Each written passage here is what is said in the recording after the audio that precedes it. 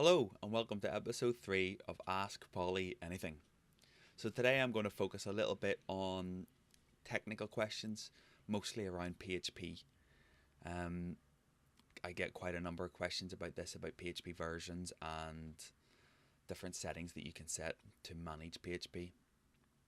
So the first question we're going to do today is, which PHP version is best for WordPress and what minimal extensions one must select in PHP Selector for optimum working and speed of a WordPress website.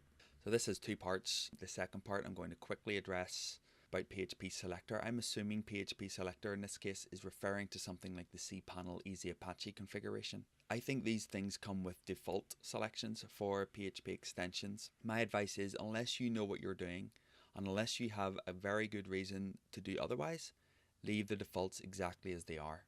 Now perhaps you might need something later, then you address it later. If there's a plugin that needs an image extension for PHP and you haven't compiled that into your PHP with cPanel Easy Apache, that's very easy to do. So my advice is, leave everything at defaults unless you have a good reason not to, unless you understand what you're doing. Now back to the PHP version and what is best for WordPress. Depending who you talk to, people will tell you that you must be on the latest version of WordPress or latest version of PHP 7.2 and you must always update as soon as updates come out and all that great stuff, which isn't really practical for most people. That said though, the higher the version of PHP that you're on, the better.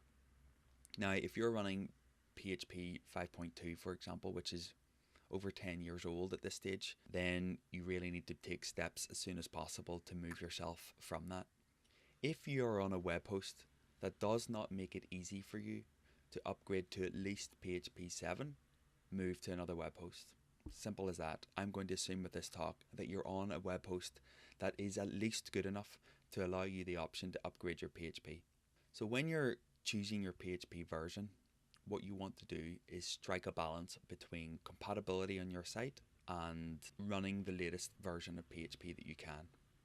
So let's say for example you are on PHP 5.2. It is not a good idea to jump into your web hosting control panel and turn on PHP 7. If you want to break your site, that's probably the best way to do it. So what I would advise is a stair-step approach. Rather than go straight from 5.2 to 7, go from 5.2 to 5.3.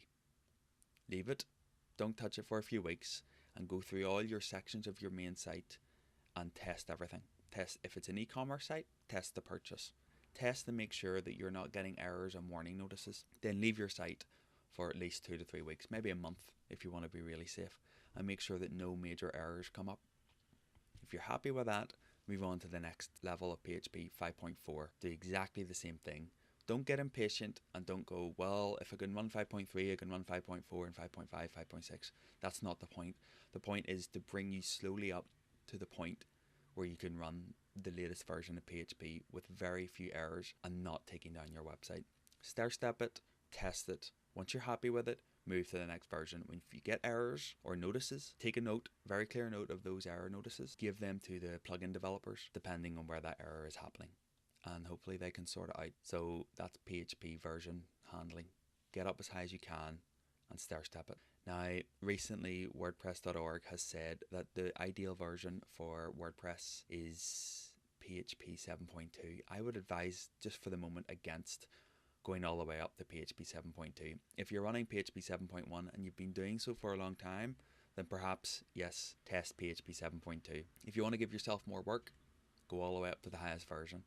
But if you're happy enough, I would stay at 7.1 for the meanwhile. 7.2 is new. A lot of developers haven't even gone anywhere near it.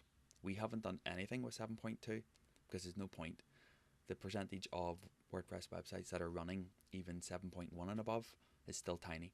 So yes, run the latest you can get, ideally 7.0 and above, but don't necessarily feel that you have to go up to the maximum. There's no point. Just get as high as you can, ideally up to 7.1 and leave it and be comfortable with that. But don't feel that you have to go to the latest and greatest. There's no upside. 7.0, 7.1 and 7.2 are all being actively maintained at the time of this video. So I hope that helps with PHP versions. So if you have any other questions, please feel free to use the link that's provided to get to the question form and send along your question. If you're watching on YouTube, hit the subscribe. If you're on Facebook, hit the like for $1 plugin, and you will probably be notified of the next video. Thanks for watching. I really appreciate it, and I really appreciate all the feedback we've got so far, and looking forward to seeing you in the next one. Bye.